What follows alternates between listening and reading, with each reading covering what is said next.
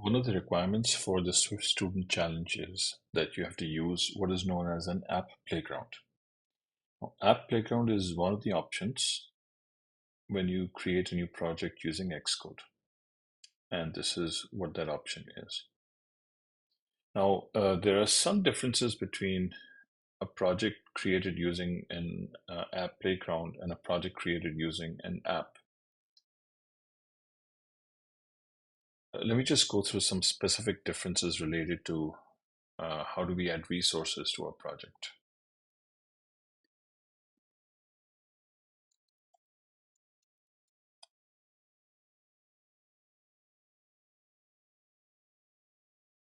So here I've created a new app playground, and you can see that there's just two files, the my app, which contains the app struct, and content view, which contains the view.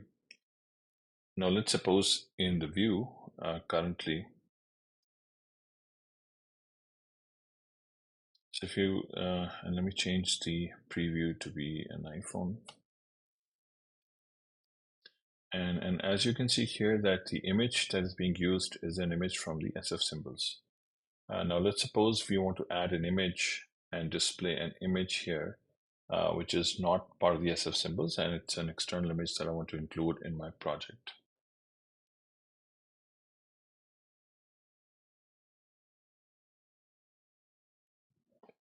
So I have an image here, and I want to display this image in my app. So I'm just going to drag this image to the project and add it to the project. So it's a simple image, it's a JPEG, and I want to display it in my screen. Now let me change the image view to use the image from my project bundle instead of the SF symbols. I'm just going to give the name of the image and make it resizable. Right, so let's see what happens. Now you can see that my preview is live, however the image is not visible, and that's one of the difference in a regular Xcode app project and an app playground, is that in a regular Xcode app project, what we get is we get an asset bundle inside the project, whereas here we don't have a default like an asset bundle. So in case if you want to add images which are not part of the SF symbols, you can add your own asset bundle. So I'm going to do right click here, select new file from template, and the template that I'm going to select is asset catalog. Select next. And now once the asset catalog has been added to the project, I'm just going to move the image from here to the asset catalog. And now when I go back to the preview, you can see that the image is now visible. I'm just going to change the size of it, so scale to fit, so the image is visible now. So again, in case if you want to use the SF symbol images, then you can directly access them. So again, for example, if I use the system name globe and I want to display this image, the globe image is visible. And then if you want to use any of the images, for example, a PNG, JPG, you can create this asset catalog and add your image to the asset catalog. And I'm going to delete this image from my project so that it doesn't get, bloated. So images which are not part of the SS symbol go into the asset catalog.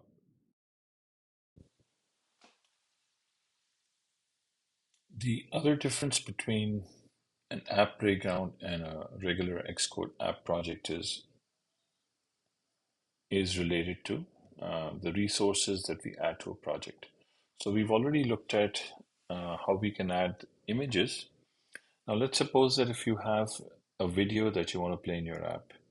So I have a video here and I want to play that in my app. So I'm just going to again drag and add it to the project.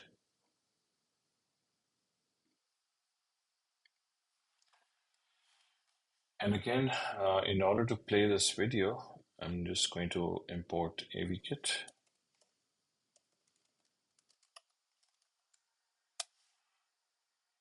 and use the video player.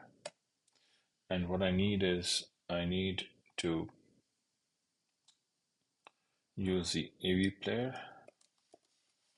and this AV player needs a URL. So I'm going to load the URL for this video using the bundle class.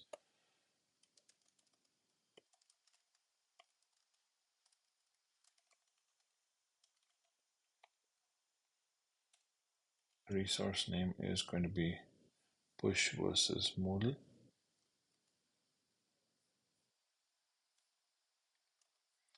Extension is, and if it's able to load the URL, then we just pass the URL to the AV player. Else, we'll display an error message.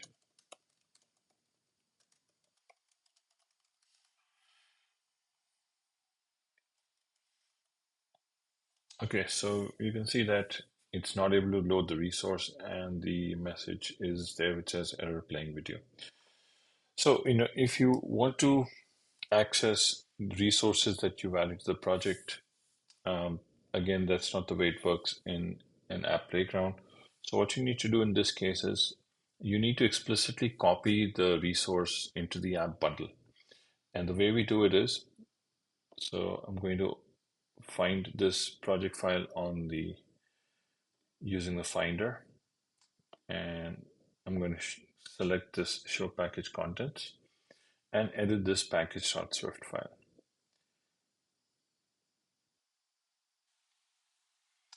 And this is the package file. And what I want to do is add a resource element inside targets, so resources.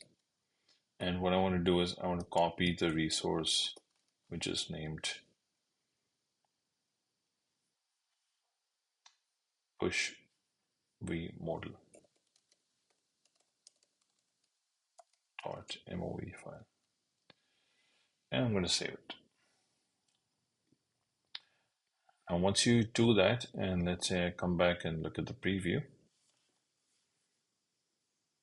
now you can see that the video is available and it is playing.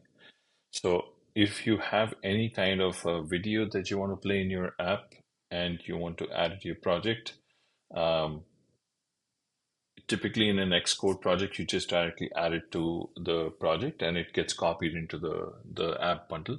However, if you create an app playground, then that doesn't happen automatically, and you have to copy this file that you've added to your project space into your application bundle.